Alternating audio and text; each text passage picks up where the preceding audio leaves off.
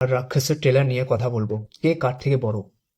সে teaser আর রাক্ষসের trailer আসার পর যে সোশ্যাল মিডিয়ায় একটা যা তোলপাড় শুরু হয়েছে না, আর তার সাথে শুরু হয়েছে একটু বিতর্ক। ট্রেলার আর টিজারটা দেখে সেই চেনা রাজকীয় ভাব, আর অন্যদিকে সিয়াম আহমেদের ভাইস্টাইল লুক, কিন্তু অবাক করার মতো বিশেষ এই টিজারটাকে নিয়ে।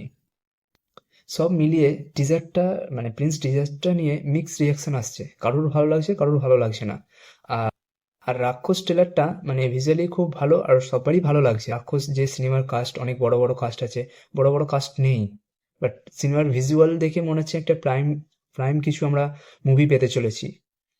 আর এটা বাংলাদেশের বাংলাদেশের মুভি এমনিতে মোটামুটি ভালো হয়, যে খারাপ হয় সেটা বলছি নি, কিন্তু কয়েকটা মানে কয়েকটা লোক আছে আতেল মার্কা, কিন্তু তারা মানে জিনিসটাকে সিরিয়াস নেয় না, যে হ্যাঁ আমরা বড় বড় একটা মুভি দিয়ে দিয়েছি, ব্যাস এটাকে আমাকে যাই হোক ভাবে আমাকে ঈদের টাইমে আনলেই চলবে।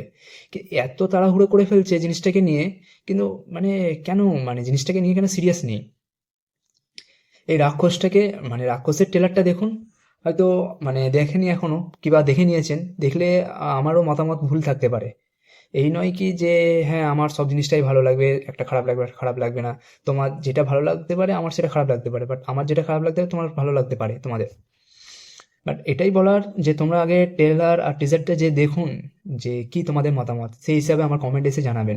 দুটো সিনেমাকে নিয়ে সব্বাইয়ের কিন্তু আগ্রহ প্রচুর, মানে অনবদ্য আগ্রহ আছে। আর যারা যারা টিজার ট্রেলারটা দেখেছেন, তারা তারা প্লিজ কমেন্টে জানাবেন আপনার মানে সব থেকে প্রিয় মুভমেন্টটা কোনটা লেগেছে, মানে দুটো টিজার ট্রেলারের প্রিয় মুভমেন্টটা কোনটা কোনটা লেগেছে। হ্যাঁ, ভিডিওটি ভালো লাগলে